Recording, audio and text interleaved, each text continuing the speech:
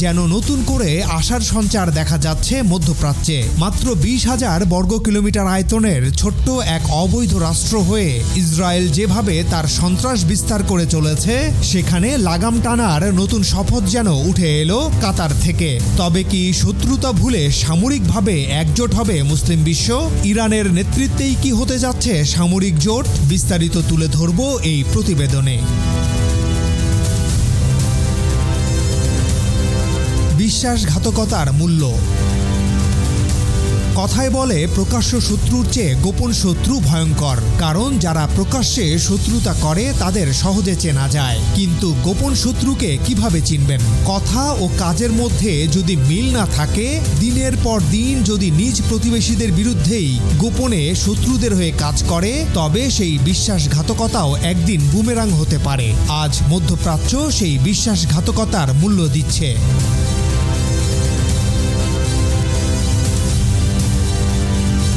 একমাত্র ইরান ও তাদের সহযোগী কয়েকটি সংগঠন ছাড়া পুরো মধ্যপ্রাচ্যের সবগুলো প্রভাবশালী দেশ কেউ প্রকাশ্যে, কেউ গোপনে, আবার কেউ দ্বিমুখী অবস্থান নিয়ে বসে আছে। ফলাফল, মধ্যপ্রাচ্য আজ বিভক্ত, দুর্বল, আর ইসরায়েল এই বিভক্তিকে কাজে লাগিয়ে দিন দিন আরও শক্তিশালী হয়ে উঠছে।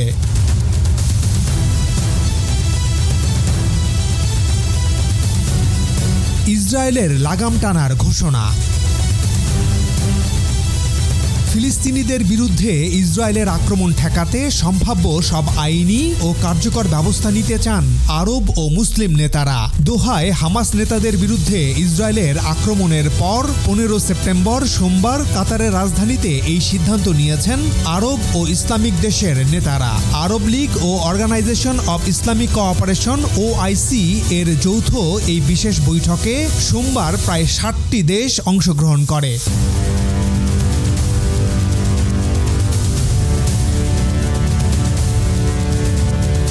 নেতারা বলেন, ইসরায়েলের নজিরবিহীন এই উস্কানির পরিপ্রেক্ষিতে একটি ঐক্যবদ্ধ বার্তা দিতে এ বৈঠক বেশ গুরুত্বপূর্ণ। সেখানে দেশগুলোর শীর্ষ নেতারা কি বলেছেন তা জেনে আসি। উদ্বোধনী ভাষণে কাতারের আমির Sheikh Tamim bin Hamad Al Thani বলেন, ইসরায়েল গাজা যুদ্ধ শেষ করতে আগ্রহী নয়, বরং তারা আলোচনাকে ব্যর্থ করার চেষ্টা করছে। নেতানিয়াহু স্বপ্ন দেখছেন আরব অঞ্চল ইসরায়েলি প্রভাবক্ষেত্রে পরিণত হবে। এটি একটি বিপজ্জনক ভ্রম। তুরস্কের প্রেসিডেন্ট রিসেপ তাইয়েফ এরদোয়ান বলেন, আমরা একটি সন্ত্রাসী মানসিকতার মুখোমুখি হয়েছি। এই মানসিকতা জাতিসংঘ সনদ লঙ্ঘন করছে এবং নিয়মভিত্তিক আন্তর্জাতিক ব্যবস্থাকে চ্যালেঞ্জের মুখে ফেলেছে।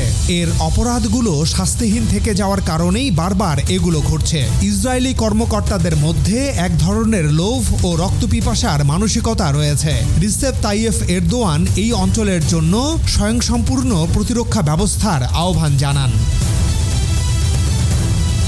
ইরাকের প্রধানমন্ত্রী মোহাম্মদ সিয়া আল সুদানি আরব ও ইসলামী রাষ্ট্রগুলোর সম্প্রদায়ের জন্য ন্যাটোর আদলে প্রতিরক্ষা বাহিনী গঠনের আহ্বান জানিয়েছেন। মিশরের president Abdel Fattah al CC বলেছেন, কাতারের ভূখণ্ডে ঘৃণ্য এই হামলা আন্তর্জাতিক আইনের গুরুতর লঙ্ঘন এবং এটি একটি বিপজ্জনক দৃষ্টান্ত স্থাপন করেছে। আমি সতর্ক করছি যে ইসরায়েলের অনিয়ন্ত্রিত আচরণ সংঘাতকে বাড়াবে এবং অঞ্চলকে অস্থিতিশীল করে তুলবে। আমি ইসরায়েলের জনগণকে বলছি, বর্তমানে যা ঘটছে তা বিদ্যমান শান্তি চুক্তিগুলোকে ধ্বংস করছে, আর এর পরিণতি হবে ভয়াবহ।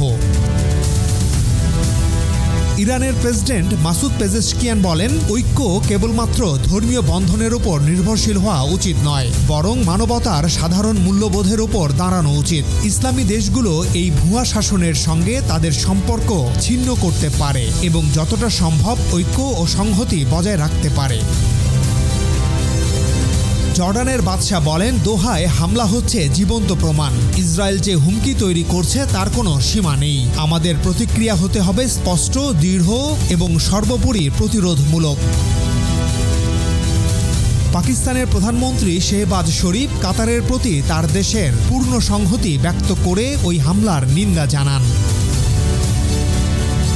তবে সবচেয়ে বড় যে ঘোষণা এসেছে তা হলো মধ্যপ্রাচ্যের 6 দেশের গালফ কোঅপারেশন কাউন্সিল শীর্ষ বৈঠকের পাশাপাশি একটা বৈঠক করে সিদ্ধান্ত নিয়েছে তারা মধ্যপ্রাচ্যের জন্য যৌথ প্রতিরক্ষা ব্যবস্থা চালু করবে। ইরাকের প্রেসিডেন্ট ও তুরস্কের প্রেসিডেন্টের মতো গালফ কোঅপারেশন কাউন্সিলও মনে করে ন্যাটোর মতো একটি সম্মিলিত সামরিক জোট গড়ার এখনই সময়।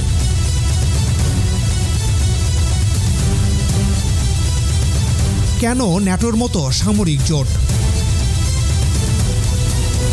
প্রথমে একটু জেনে আসি ন্যাটো কি। ন্যাটো হচ্ছে উত্তর আটলান্টিক দেশগুলোর একটি সামরিক জোট। এতে ইউরোপের 30 দেশ ও উত্তর আমেরিকা মহাদেশের আমেরিকা ও কানাডা এই জোটের অংশ। ন্যাটোর বিধান অনুযায়ী যদি এই সদস্য দেশগুলোর কেউ আক্রান্ত হয় তাহলে সম্মিলিতভাবে এই জোট প্রতিরোধ করবে। ন্যাটোর নেতৃত্বে আছে আমেরিকা। একইভাবে বিশ্বের 57টি মুসলিম দেশ নিয়ে ন্যাটোর আদলে একটি সামরিক জোট গড়ার প্রস্তাব এবার শক্তিশালী মুসলিম দেশগুলোর কাছ থেকেই এসেছে, যার প্রধান উদ্যোক্তা হতে পারে 3টি দেশ: ইরান, তুরস্ক ও পাকিস্তান। এই সামরিক জোট গড়ার কথা এমন এক সময় আলোচনায় এলো যখন গত 9 সেপ্টেম্বর কাতারে হামলার আগে ও পরে মাত্র 72 ঘন্টায় 6টি মুসলিম দেশে হামলা চালিয়েছে ইসরায়েল। ইসরায়েলের এই লাগাম ছাড়া ঔদ্ধত্য অবাক করে দিয়েছে পুরো বিশ্বকে। কোনো রকম আন্তর্জাতিক আইন রীতিনীতি না মানার প্রবণতা ইসরায়েলের ভেতর এতটাই সক্রিয় হয়েছে যে তারা কোনো কিছুকেই আর তোয়াক্কা করছে না। এই অবস্থায় যদি একটি সামরিক জোট গড়ে তোলা হয় তাহলে ইসরায়েল তো বটেই, আমেরিকা ও ইউরোপের ইসরায়েলি মিত্রদের কাছেও বার্তা যাবে মুসলিম বিশ্ব আর একা নয়।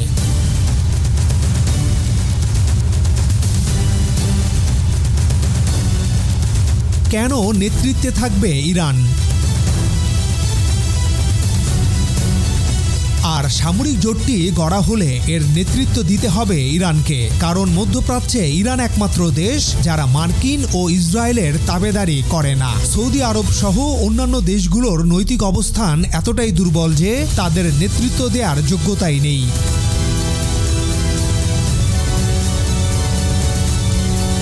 প্রথমে আসি সৌদি আরবের কথায়। আনুষ্ঠানিকভাবে সৌদি এখনও ইসরায়েলকে স্বীকৃতি দেয়নি, কিন্তু মার্কিন চাপ আর আঞ্চলিক কৌশলগত বাস্তবতায় রিয়াদ ও তেল আবিবের মধ্যে নীরব যোগাযোগ অব্যাহত।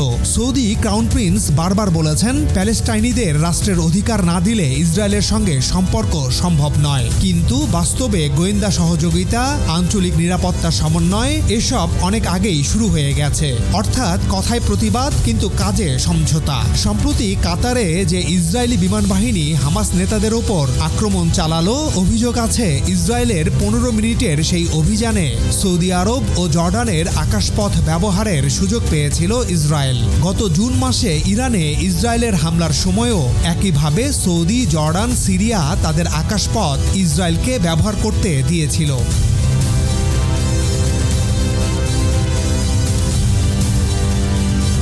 এবার আসি কাতারের দিকে। প্রকাশ্যে কাতারকে দেখা যায় প্যালেস্টিন ও হামাসের সমর্থক হিসেবে। দোহা প্রায়ই ইসরায়েলের বিরুদ্ধে কড়া কথা বলে, কিন্তু খবর আছে অতীতে ইসরায়েলের কিছু বড় প্রতিরক্ষা company Elbit, Rafael, Israel Aerospace Industries কাতারের সঙ্গে অস্ত্র ও প্রযুক্তি বিক্রয়ের গোপন চুক্তি করেছে।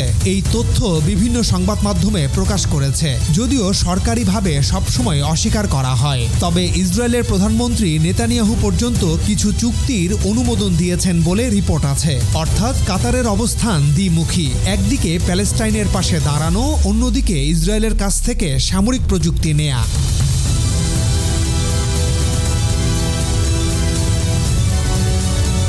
সংযুক্ত আরব আমিরাত হাঁটছে ভিন্ন পথে। তারা 2020 সালের আব্রাহাম অ্যাকর্ডের মাধ্যমেই ইসরায়েলের সঙ্গে প্রকাশ্যে সম্পর্ক স্থাপন করেছে। বাণিজ্য, প্রযুক্তি, বিনিয়োগ সব ক্ষেত্রেই দুই দেশের সহযোগিতা বিস্তৃত হয়েছে। তবে গাজায় ইসরায়েলি হামলার সময় আমিরাত মাঝে মাঝে কড়া বিবৃতি দিয়েছে, কিন্তু সম্পর্ক ছিন্ন করার মতো পদক্ষেপ নেয়নি।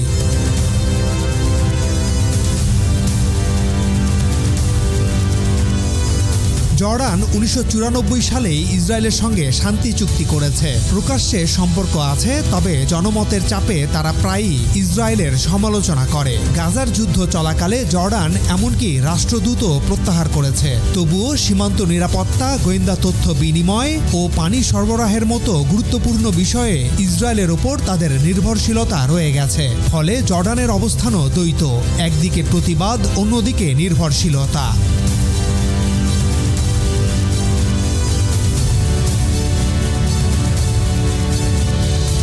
মিশর হলো প্রথম আরব দেশ যারা 1989 সালেই ইসরায়েলের সঙ্গে শান্তি চুক্তি করেছিল এবং তারা ইসরায়েলকে স্বীকৃতি দিয়েছিল। কায়রো এখনও সেই সম্পর্ক বজায় রেখেছে। গাজা সীমান্তে মানবিক সহায়তা পৌঁছাতে মিশরের ভূমিকা আছে। আবার ইসরায়েলের নিরাপত্তার স্বার্থেও তারা অনেক সময় সহযোগিতা করে। তবে সাধারণ মিশরীয় জনগণ ইসরায়েলের বিরুদ্ধে শক্ত অবস্থানে। এই বৈপরত্যই মিশরীয় রাজনীতির আসল ছবি।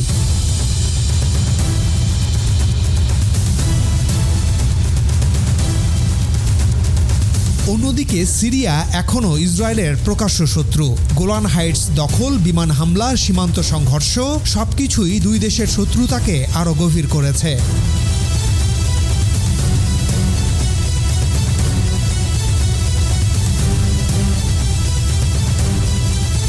সব মিলিয়ে দেখা যাচ্ছে ইরান ছাড়া প্রায় সব আরব দেশই কোনো না কোনোভাবে ইসরায়েলের সঙ্গে সম্পর্ক রক্ষা করছে। কেউ সরাসরি, কেউ গোপনে, কেউ আবার কৌশলগত দ্বিমুখী অবস্থানে। এভাবে ইসরায়েল শুধু টিকে নেই, বরং আঞ্চলিকভাবে আরও শক্তিশালী হচ্ছে। এবার ইরানকেই নিতে হবে মুসলিম বিশ্বের দায়িত্ব।